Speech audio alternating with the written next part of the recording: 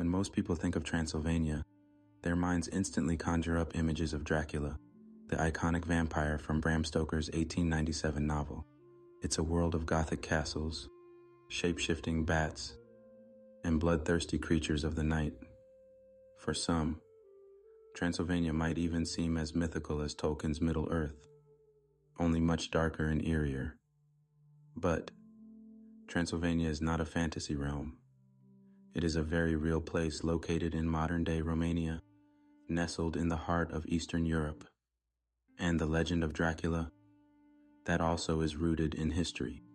The figure that inspired Stoker's Dracula was none other than Vlad III, better known as Vlad Tepes, meaning the Impaler. Vlad Tepes was born in Wallachia, a province of Romania just south of Transylvania, sometime between 1428 and 1431. His father, Vlad II, ruled Wallachia at the time and was a member of the Order of the Dragon, an elite Christian military order dedicated to defending Europe against the advancing Ottoman Empire. Due to this prestigious membership, Vlad II earned the nickname Dracula, meaning the dragon. As his son, Vlad III became known as Dracula, or son of the dragon. Wallachia's location was both a blessing and a curse.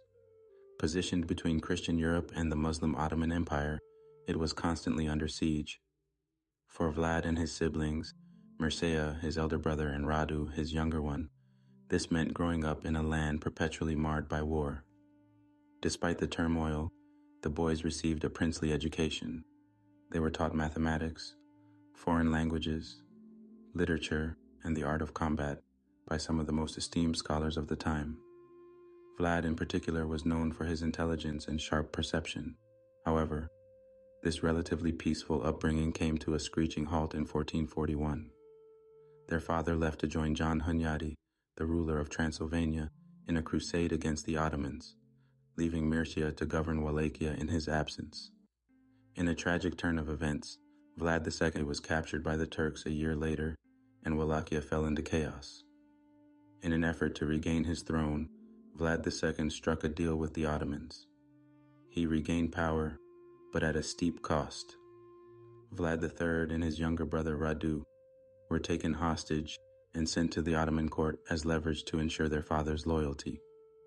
Life at the Ottoman court was brutal for Vlad. He was frequently punished and exposed to the Sultan's cruel methods of dealing with enemies. One particularly horrifying memory was witnessing the execution of hundreds of prisoners, a sight that likely left a permanent scar on young Vlad's psyche. Radu, on the other hand, fared much better. Charismatic and adaptable, he became a favorite of the Ottoman prince Mehmed II, later known as Mehmed the Conqueror. Radu even converted to Islam, further alienating his brother Vlad, who saw this as a betrayal of their Christian roots. Mehmed II would later become one of the most powerful Ottoman sultans, famously conquering Constantinople in 1453. His relationship with Radu, both personal and political, played a key role in the Ottomans' dealings with Wallachia. In 1448, John Hunyadi launched another campaign against the Ottomans. Caught between loyalty to his captors and fear of retaliation, Vlad II chose to remain neutral. This decision ultimately cost him his life. Hunyadi captured and killed Vlad II, while Mircea was blinded with a red-hot poker before being burned alive.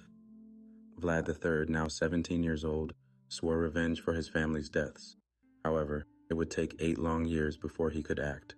By 1456, with the backing of Hungarian forces, Vlad finally reclaimed his father's throne in Wallachia. In 15th century Europe, feudal societies were the norm, with the nobility wielding immense power over impoverished peasants. In Wallachia, this hierarchy was further complicated by constant infighting among the boyars, noble families. Many boyars had supported Vladislav II, the rival who had usurped Vlad's father. Vlad III, now ruling as voivode, prince, was determined to make an example of them.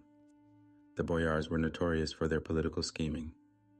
It was common for Wallachian rulers to face betrayal from within their own court, making Vlad's actions a calculated move to consolidate his power. In 1457, Vlad invited over 200 boyars and other prominent figures to a grand Easter feast. The banquet began as a lavish affair, with fine food and entertainment. However, the mood took a grim turn when Vlad's soldiers stormed the hall, arresting all the guests. The older and infirm boyars were executed on the spot, impaled on wooden stakes outside the city walls, a gruesome punishment that would become Vlad's infamous signature. The younger and stronger nobles were spared immediate death, only to face a grueling march of 50 miles to a remote location. There, they were forced into hard labor, building a fortified palace for Vlad. Vlad's method of impalement was as much psychological warfare as it was physical punishment. The sight of his victims' corpses displayed on stakes was designed to instill fear, both within his realm and among his enemies. Through these brutal displays of power, Vlad solidified his rule and sent a clear message. Betrayal and disloyalty would not be tolerated in Wallachia. Vlad the Impaler's reign was marked by sweeping reforms that shook Wallachian society to its core. After dismantling the power of the boyars, he redistributed their lands among the peasants and elevated serfs to key governmental and civilian roles. This not only dismantled the old aristocratic hierarchy, but also ensured that the new ruling class was fiercely loyal to Vlad. For the first time, common citizens wielded significant influence, and many were integrated into a streamlined, disciplined military. Vlad's military was renowned for its efficiency and ruthlessness. His brutal methods enforced obedience and instilled a sense of fear among his subjects and enemies alike. Anyone who dared to defy him met a swift and grisly fate. During the height of his reign, Vlad's reputation for unpredictability extended to his dealings with foreign dignitaries. On one occasion, a group of Italian ambassadors arrived at his court to pledge allegiance. According to custom, they bowed and removed their hats. However, beneath the hats, they wore skull caps, a symbol of their tradition, which they refused to remove, even for Vlad. Feigning respect for their customs, Vlad appeared to accept their explanation. However, he harbored deep offense. In a horrifying twist, he ordered iron nails to be driven into the skulls of the ambassadors, permanently affixing their caps to their heads. This gruesome act served as both a statement of his dominance and a warning to others about the consequences of disrespecting his authority. Vlad's most infamous legacy, however, was his mastery of impalement. While not the originator of this barbaric method, he elevated it to a horrifying art form. Impalement was already known in the region, used by Saxons for punishing heinous crimes like murder and adultery. Vlad, however, employed it indiscriminately, targeting men, women, and even children. The process was as gruesome as it was deliberate. A blunt pole was often inserted through the victim's private parts, ensuring a slow and agonizing death. To prolong the suffering, Vlad insisted on using dull stakes that would gradually puncture internal organs. Victims were then hoisted into the air, their bodies left to slide down the pole over hours, or even days, while onlookers witnessed the grotesque spectacle. In some instances, Vlad's cruelty reached new levels. Prisoners' legs were tied to horses, which were then driven apart to forcefully impale the victim. Other methods involved inserting sharpened stakes through the chest, back, or neck. Vlad's sadistic ingenuity was captured in a chilling 1499 Nuremberg woodcut, which depicts him dining amidst a forest of impaled bodies. For Vlad, impalement was not just a method of punishment, but a macabre form of psychological warfare, designed to terrify his enemies and cement his dominance. Vlad's brutality extended beyond political opponents. He was particularly intolerant of societal burdens, targeting beggars, thieves, the elderly, and the sick. In one notorious incident, he invited a large number of beggars to a grand feast. After allowing them to eat their fill, he locked the doors and set the banquet hall ablaze, incinerating everyone inside. Women who strayed from his rigid moral standards also faced Vlad's wrath. He imposed draconian punishments on unfaithful wives and women who had premarital relations, even going so far as to impale them. Under his reign, Wallachia saw a significant reduction in theft and crime, but this came at the cost of countless lives and unimaginable suffering. Despite transforming Wallachia into a productive and orderly kingdom by the age of 30, Vlad was far from satisfied. His ambition to become the most powerful man alive clashed with the reality of Wallachia's subjugation to the Ottoman Empire. In 1461, Sultan Mehmed II sent emissaries to Vlad's court to demand tribute. Vlad, however, had no intention of bowing to the Sultan's authority. In an act of defiance, he had the emissaries executed. This audacious move enraged Mehmed, prompting the Sultan to retaliate. The following year, Mehmed launched an invasion, leading an army of over 150,000 men to the Wallachian port city of Brăila. Vlad, undeterred, prepared to face one of the largest military forces of his time. By the summer of 1462, Sultan Mehmed II and his formidable Ottoman army reached the town of Targoviste, only to find it eerily deserted. But their relief quickly turned to horror. Awaiting them was a macabre spectacle, a forest of impaled victims. Nearly 24,000 captives were left to rot under the scorching summer sun, their decomposing bodies filling the air with an unbearable stench. The Greek historian Chalco-Condyles vividly described the scene. The Sultan's army entered into the area of the impalements, which was 17 stades long and 7 stades wide. There were large stakes there, on which, as it was said, about 20,000 men, women, and children had been spitted. The Sultan was seized with amazement and said it was not possible to deprive of his country a man who had done such great deeds, who had such a diabolical understanding of how to govern his realm and its people. Even seasoned soldiers were shaken by the grotesque sight.